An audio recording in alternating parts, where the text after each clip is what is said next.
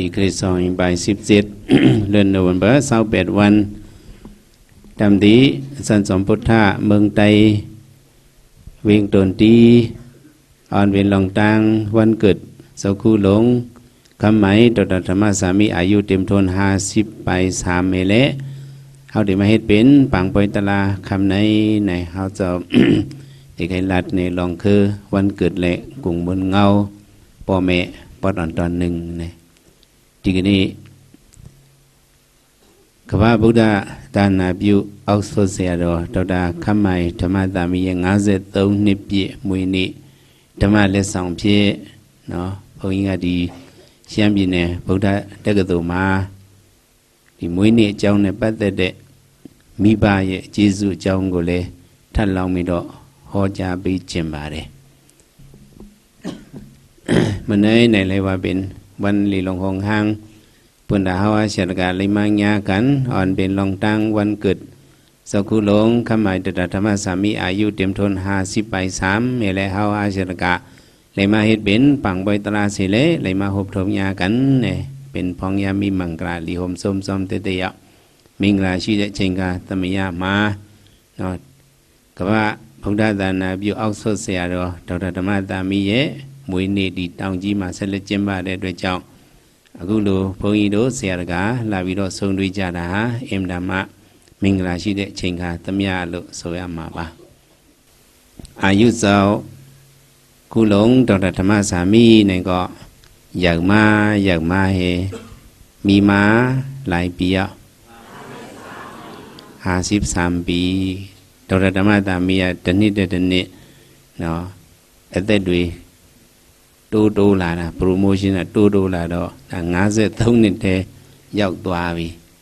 အသက်ဆိုတာကတော့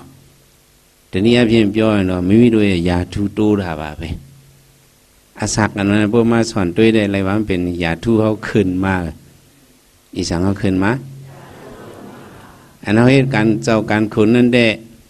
ယာထုว่ามันมีจัม promotion เนี่ยมันบอกยกขึ้นสูงก็อายุเขาเนี่ยได้จัมโปรโมชั่นเนี่ยมันไหลปีนี้ก็เป็น53ปีที่มาก็จะเป็น57เนี่ยจังได้ไหลมันไหลอายุเขาเนี่ยมันมีจัมโปรโมชั่นมันขึ้นเพ่งกันกูก็ว่ะเนาะเพราะงี้ด้วยอัตเตสุราก็ยาทุทานันตระเนี่ยมันตูบ่เราไม่รู้วันทันสุดยาทุ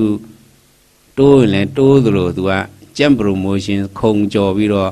ယာထုတိုးတာတွေလည်းရှိနိုင်တယ်ဒါပေမဲ့ဘုန်းကြီးတို့အသက်ဆိုတာကတော့ဂျမ်ပရိုမိုးရှင်းမရှိဘူးတစ်နှစ်ပုံမှန်ပဲအတက်ကတိုးသွားတာစကုလုံး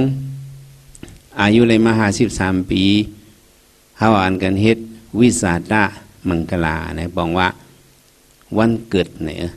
เนาะวิเป็นพิเศษมันสาตะเนี่ยเป็นมาบอกให้เป็นวันเกิดวิสาตะมังกลาใกล้ๆคนเฮาเนี่ยบ่มาด้วยลองเกิดอันว่านั่นเนี่ยในสัตวะตั้งเสียงในเนี่ย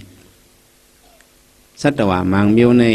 เกิดหนึ่งจัดในเกิด1ปอกก็มีสัตวะมังเมียวซ้ำ1จัดในเกิด2ปอกก็มีแล้วก็ได้มาရှိတဲ့สัตวะတွေอ่ะလေတချို့ကတစ်ကြိမ်ပဲမွေးတယ်เนาะတဘဝမှာတစ်ကြိမ်မွေးတဲ့สัตวะတွေရှိတယ်လို့တဘဝမှာ2ကြိမ်မွေးတဲ့တတ္တဝါတွေလည်းရှိတယ်။ဟာว่าเจิ้นเกิด1ปอกอันนั้นเนี่ยมันซึ่งหมาคือแมวคือโกนคือจังได๋ผีคือจังได๋มันเกิดปอกเหลวก็ลูโดนัวโดခွေးโดแนดโดยมาโดဒါတွေကဧကဗီဇเนาะဧကဇလို့ခေါ်တယ်။တစ်ကြိမ်ပဲမွေးတယ်။